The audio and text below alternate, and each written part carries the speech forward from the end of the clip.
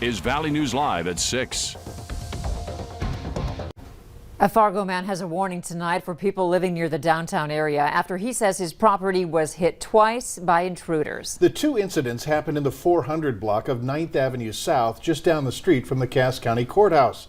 Valley News Team's crime and safety reporter Bailey Hurley spoke with the man today, as well as Fargo police, who say one simple thing could save your home from criminals. Her car was parked right here in our driveway. Just 2 weeks ago, John Douglas says his wife's car was accidentally left unlocked with her wallet inside. Our car got broke into, obviously. Wallet stolen. He says that same day, he bought multiple security cameras and installed them all across his home. You want to be comfortable. That's what a home is all about. You know, you want your family to be comfortable, and with things like that going on outside that you're not even aware of unless you take the necessary steps.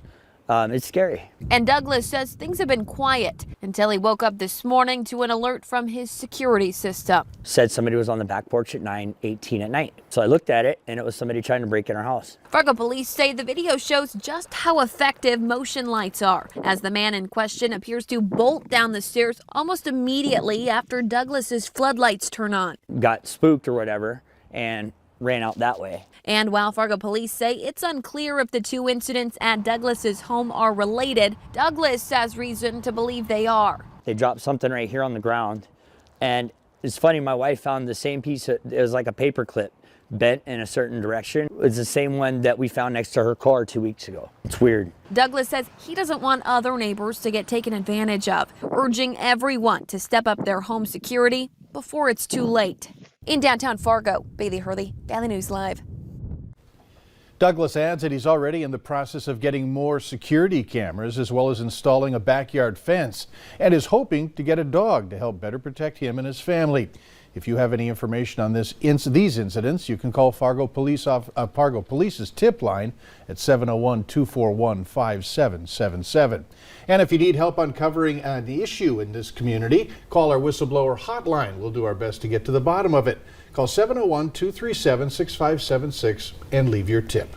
I'm guessing there are a lot of you out there looking forward to warmer weather. Until then, take it easy on the sidewalks and roads. They're wet, and with temps around freezing, they will be slippery. Let's get the latest on conditions tonight. Summer?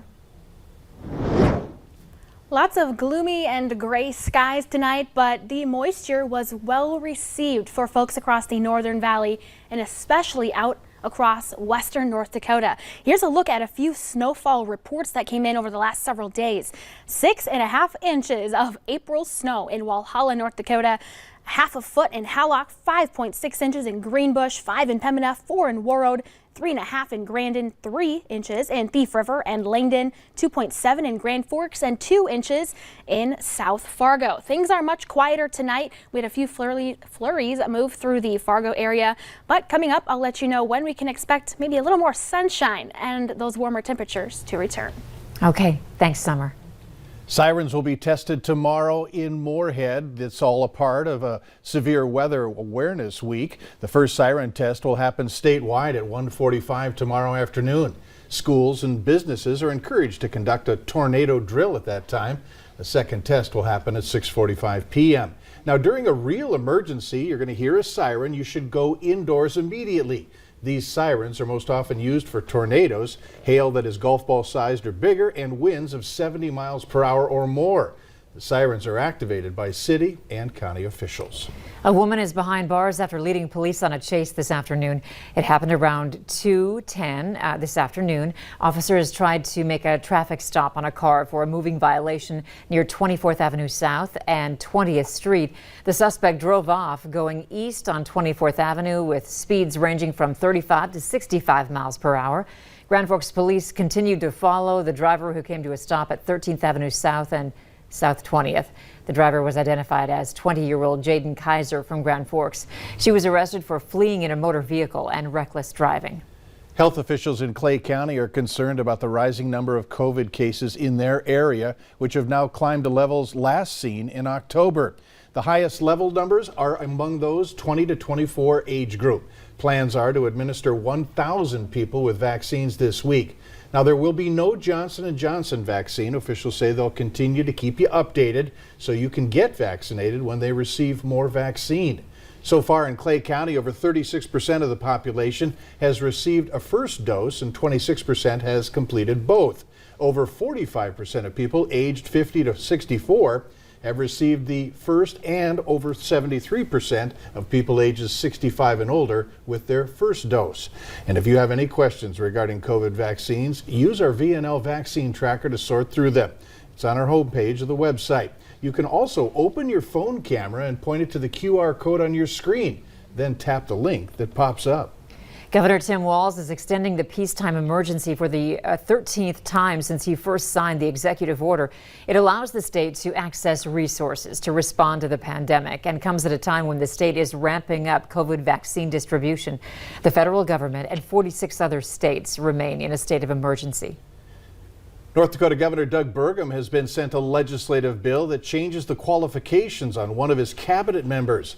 After a year of seeing the difficulty trying to fill the state health officer position, lawmakers are adding to the qualifications for the job.